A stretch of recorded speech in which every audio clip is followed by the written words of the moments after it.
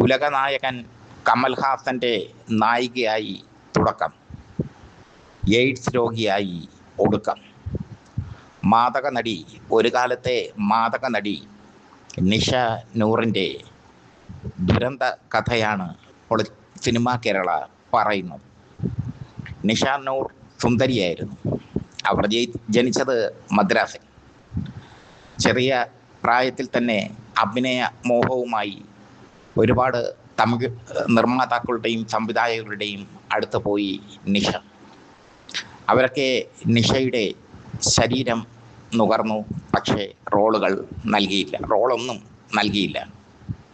നിരാശയായ നിഷയ്ക്ക് ഉലകനായകൻ്റെ സിനിമയിൽ നായികയായി അഭിനയിക്കാനുള്ള ഭാഗ്യം ലഭിച്ചു. ടിക് ടിക് ടിക് എന്ന സസ്പെൻസ് ചിത്രത്തിൽ കമൽഹാസന്റെ നായികയായി നിഷ നൂർ.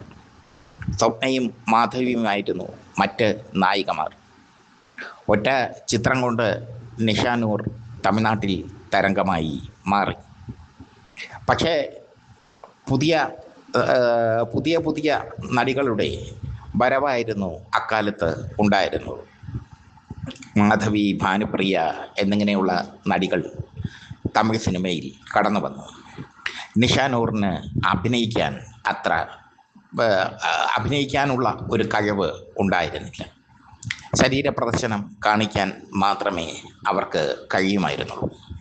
അഭിനയിക്കാൻ കഴിവില്ലാത്ത നിഷ നൂറിനെ തമിഴ് സിനിമ നിർദാക്ഷിണ്യം തള്ളിക്കളഞ്ഞു. പിന്നീട് നിഷ നൂർ എത്തിയത് മലയാള സിനിമയിൽ. മമ്മൂട്ടിയോടൊപ്പം അയ്യർ ദി ഗ്രേറ്റ് എന്ന ചിത്രത്തിൽ അഭിനയിച്ചു.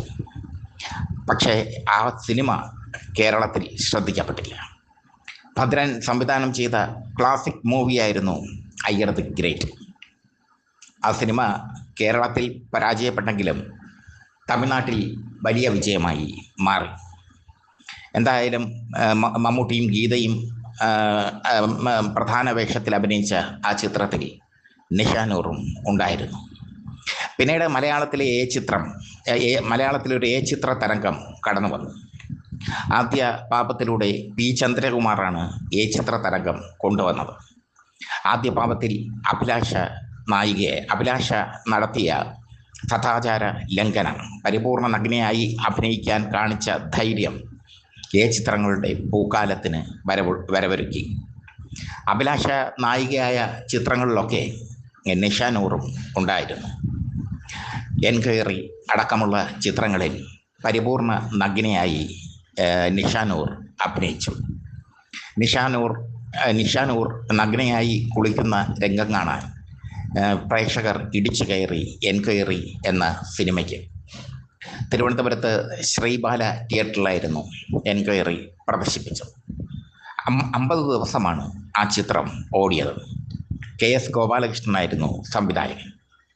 KS ഗോപാലകൃഷ്ണൻ്റെ മലയത്തിപ്പെണ്ണ്, പി ചന്ദ്രകുമാറിൻ്റെ കാനന സുന്ദരി തുടങ്ങിയ ചിത്രങ്ങളിലൊക്കെ നിഷ നൂർ ഉണ്ടായിരുന്നു. മലയാളത്തിൽ അതിവേഗം രതിചിത്രത്തിൻ്റെ കാലം കഴിഞ്ഞു. രതിചിത്രത്തിൻ്റെ കാലം കഴിഞ്ഞപ്പോൾ നിഷ നൂർ തമിഴ്നാട്ടിലേക്ക് മടങ്ങി. നിഷ നൂർ സമ്പാദിച്ചതല്ല അവരുടെ ബന്ധുക്കൾ കവർന്നെടുത്തു. സഹോദരനും അമ്മയുമൊക്കെ കവർന്നെടുത്തു. ഒന്നുമില്ലാതായി നിഷയ്ക്ക്. അവർ തെരുവിൽ വലിച്ചെറിയപ്പെട്ടു. ജീവിക്കാൻ വേണ്ടി തെരുവ് വേശ്യയായി മാറി കമലഹാസന്റെ നടി. തുച്ഛമായ വിലയ്ക്ക് അവർ ശരീരം വിറ്റു മദ്രാസിലെ അറിയപ്പെടുന്ന അഭിസാരികയായി അവർ മാറി. പിന്നീട് നിഷ നൂറിനെ പറ്റി കേൾക്കുന്നത് ദുരന്ത കഥയാണ്. അവർക്ക് എയ്ഡ്സ് പിടിപെട്ടു. എയ്ഡ്സ് രോഗിയായി ഭിക്ഷയാചിച്ച് നടന്നു നിഷ നൂർ. പലരും ആ മുഖത്ത് ചൂടുവെള്ളം ഒഴിച്ചു. നിഷ നൂർ എയ്ഡ്സ് രോഗിയായ ചിത്രം തമിഴ് മാധ്യമങ്ങൾ പുറത്തുവിട്ടു. വളരെ ദയനീയമായിരുന്നു അവരുടെ സ്ഥിതി. പിന്നീട് തെരുവിൽ കിടന്ന് നിഷ നൂർ അന്തരിച്ചു. ആരും അവരുടെ ശവശരീരം ഏറ്റുവാങ്ങാൻ വന്നില്ല. തെരുവിൽ ഒടുങ്ങിയ സൂപ്പർ നടി. അതായിരുന്നു നിഷ നൂർ.